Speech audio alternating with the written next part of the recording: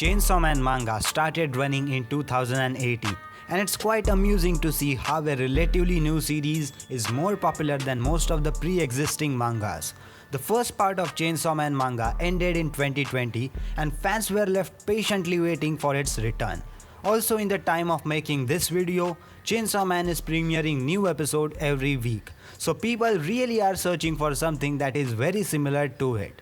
The gore, the blood and the deaths of Chainsaw Man makes it what it is, and people crave to watch something pretty similar to it. So that's why in today's video we will go over top 15 animes which are just like Chainsaw Man. So without any further ado, let's start with our list. On the 15th number, the anime name is Elfen Lied. The first episode starts off with what is the bloodiest and nudiest 10 minutes of any show I have ever watched. And I will tell you this, if you live through that, you will live through the series, and vice versa. Lucy, a naked girl of the Diclonius race, a species of mutant human with invisible arms called as vectors, is escaping from a facility, more like assaulting her way out, killing countless guards and whatnot on her way out, all in the nude. When she is finally outside, she is sniped, but she doesn't die. Instead, two teenage cousins, the two other main characters, Kota and Yuka, discovers her on a beach. She has lost her memories and is only capable of saying new, which is what Kota and Yuka names her. They also decides to take her home. The series is only 13 episodes long, and in that short time, quite a lot happens, which may make it seem rushed at times, but it does move forward at a too high pace. The end result, however, is actually extremely good and a really tragic one, enjoyable one and gory experience too. On the 14th number, the anime name is Kemono Jihen. Kemono Jihen is without a doubt the dark horse of winter 2021. Dark not only its fame and premise that are being overshadowed, but also in its plot and story that twist the audience around its bloody red hand glows. In a society where demons of different races and classes exist unbeknownst to the humans, it's up to the detective office cooperating with the higher up in police officials to keep the boundary between two kinds clear. The main character, a child with high regenerative skill and enormous brutal strength, is recruited by a detective team from outskirts. But there's a catch, he doesn't know love and is emotionless. Overall, Kemono Jihen is a show that wraps its hidden dark elements and stories inside layers of pure and genuine bond of reliance that the protagonists share, exhibiting their fragile yet unyielding determination and emotions. On the 13th number, the anime name is Kabaneri of the Iron Fortress. In the middle of an industrial revolution, an outbreak of armor-clad zombies known as Kabane has spread into a zombie apocalypse, and now it is up to the likes of Ikoma and all members of the Kotetsujo to hopefully out an end to it. This show reminded me that one can immerse in the anime world just by simply watching it. With its breathtaking visuals and compelling story, I was taken into the world of Kotetsujo no Kabaneri. What I liked about this show the most was its setting. A steampunk Japan surrounded by zombie-like creatures, and people can still travel to different places without enclosing themselves into walls. Also, the animation is focused more on the movements of still scenes rather than bloodsheds in action scenes. It doesn't even try to be a horror anime. More like its main priority is to present exciting visuals and storyline rather than excite viewers through the use of fan service. On the 12th number, the anime name is Hellsing Ultimate. There exist creatures of darkness and evil that plague the night, devouring any human unfortunate enough to caught in their grasp. On the other side is Hellsing, an organization dedicated to destroying the supernatural forces that threatens the very existence of humanity. At its head is Integra Fairbook Wingate's Hellsing, who commands a powerful military and spends her life fighting the undead. Integra's vast army, however, pales in comparison with her ultimate weapon, the vampire Alucard, who works against his own kind as an exterminator for Hellsing. With his new vampire servant, Sarah's Victoria at his side, Alucard must battle not only monsters but all those who stand to oppose Hellsing, be they in the guise of good or evil. In a battle of mankind's survival, Hellsing Ultimate proves that appearances are not all they may seem, and sometimes the greatest weapon can come in the form of one's worst nightmare. On the 11th number, the anime name is Terraformers. During the 21st century, humanity attempted to colonize Mars by sending two species, which could endure the harsh environments of the planet to terraform it, algae and cockroaches. However, they did not anticipate the species' remarkable ability to adapt.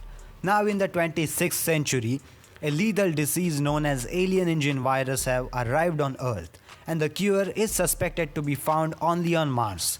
The problem is, Mars in the present is overrun by creatures known as terraformers, incredibly powerful and intelligent humanoid cockroaches that mutated from those originally sent to the planet. The Annex 1 team, consisting of hundreds of men and women genetically enhanced with characteristics of powerful organisms from Earth, has been sent to Mars on a mission to find the cause of this alien engine virus and to help cure humanity, signaling the start of crew's final fight for survival. On the 10th number, the anime name is Dorohedoro. Despite early concerns of crappy CGI animation of Q Hayashida's legendary comic, we have been blessed with a fantastic adaptation full of heart and passion from the staff involved. If you can wrap up your head around at times dizzying pace and make peace with the CGI main character models, you are in for some chaotic, bloody and quirky trip through the glorious dingy hole and the devilishly fantastical world of sorcerers. Set in a gritty world of hellish design, Dorohedoro manages a healthy blend of comedy, lightheartedness with death and carnage, taking plenty of twists and turns while following the lives of Hole's residents. It views a unique world of unearthly origin and weird appearances, not for the squeamish or easily disturbed people. So if you like Chainsaw Man, you will definitely enjoy Dorohedoro. On the 9th number, the anime name is Parasite the Maxim. Built on the foundation of a science fiction and body horror, Parasite the Maxim takes a full swing with its premise. It's simple actually. We have a case of alien invasion by mysterious beings who can infect us through a parasitic means. By inserting themselves into human brains, and parasites can take full control and transform you into a monster. Not only does this kill the victim, but now it can even add more of its body count by consuming more humans. That would have been a fate for a young man named as Shinichi until one parasite goops up and fails this mission. Now they share a single body with a separate personality. You're a fan of science fiction, then this series should no doubt be something of a must-see. This remarkable work is reflected not just in the story, but by the characterizations of its cast, both human and parasitic. The show's focus is on its various themes and crafts, with great amount of moments that are memorable for its nature. So definitely watch Parasite the Maxim. On the 8th number, the anime name is Corpse Party Tortured Souls. Well, this was probably the most disturbing thing I have ever seen in my life. Not only is this thing the most disturbing animated series I have ever watched, but it is the most disturbing fiction work I have ever had pleasure of experiencing. This is one of the series that makes you cringe, but you still love it because it takes you on a well-written story. Some students gather in their high school at night to bid farewell to a friend. As is customary among many high school students, they perform a sort of ritual for them to remain friends forever, using small paper charms shaped like dolls. However, the students do not realize that these charms are connected to Heavenly Host Academy, an elementary school that was destroyed years ago after a series of gruesome murders that took place over there. A school that rests under the foundation of that very own Kisaragi Academy. Now trapped in an alternative dimension with vengeful ghosts of the past, the students must work together to escape or join the spirits of the damned forever. On the 7th number, the anime name is Blood Sea.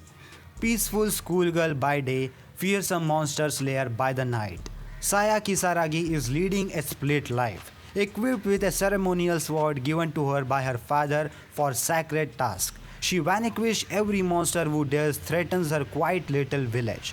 But all too soon, Saya's reality and everything she believes in to be true is tested, when she overhears the monster speak of a broken covenant, something she knows nothing about. And then, unexpectedly, a strange dog appears and it asks her to whom she promised to protect the village. curious as to what would happen if she breaks that promise. Tormented by unexplainable visions and her world unraveling around her, we travel with Saya through her struggle to find a way to the truth in a village where nothing is seen as it seems. On the sixth number, the anime name is Deadman Wonderland. Deadman Wonderland is about Ganza, a boy who is framed for the murder of his friends and sent to a privately owned prison. Shortly after arriving in Deadman Wonderland, Ganta discovers that he can use his blood as a weapon. He then is sent back to G Block where all the other Deadmans are and the story begins. Since the anime is only 12 episodes, we only get to see the first arc, which is fine. In terms of plot though, we don't get to see the start of the main story. The first half of the anime is getting introduced to Deadman Wonderland and the second half, Gantha teams up with all.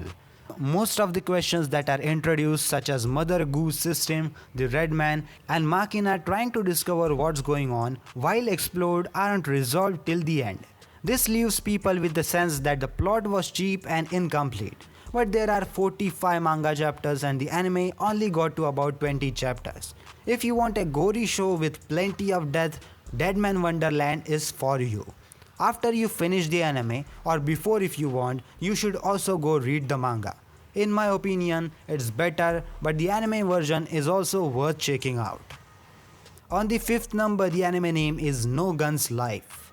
Walking down the dark metropolis is a man with a gun head. A man without conviction, a man filled with righteousness, a man with unrivaled pride for his work. From the cyberpunk world where the cyborgs exist, this man is a private detective and resolves to get rid of its corruption. He is Juzo Inoi, a gunhead who is here to help the helpless.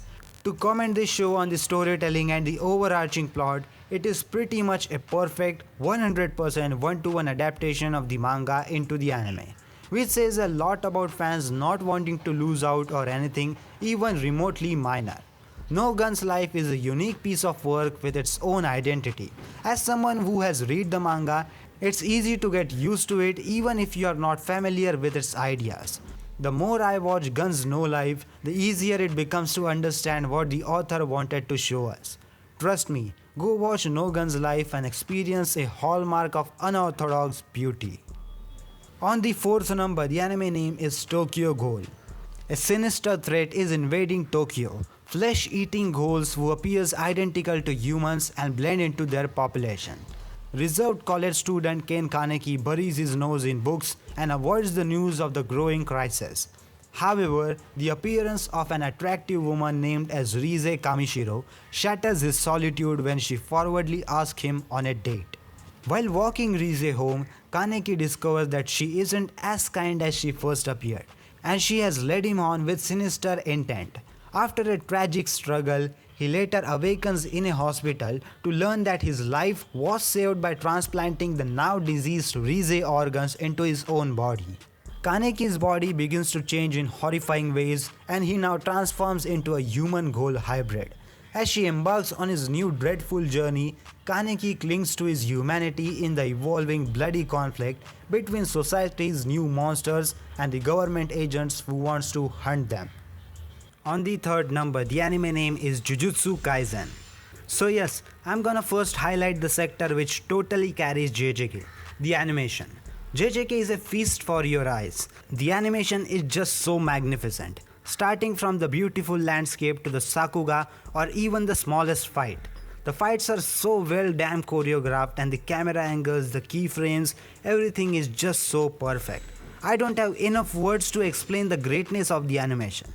You have to witness it for yourself. Idly indulging in the baseless paranormal activities with the occult club, high schooler Yuji Itadori spends his days at either the club room or the hospital, where he visits his bedridden grandfather.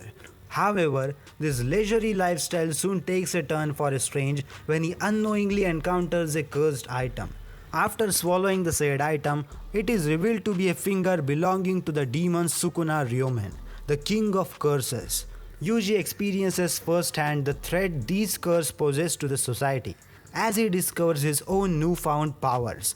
Introduced to Tokyo Metropolitan Jujutsu Technical High School, he begins to walk down a path which he cannot return from, the path of a Jujutsu sorceress. On the second number, the anime name is Attack on Titan. Centuries ago, mankind was slaughtered to near extinction by monstrous humanoid creatures called Titans, forcing humans to hide in fear behind enormous concentric walls.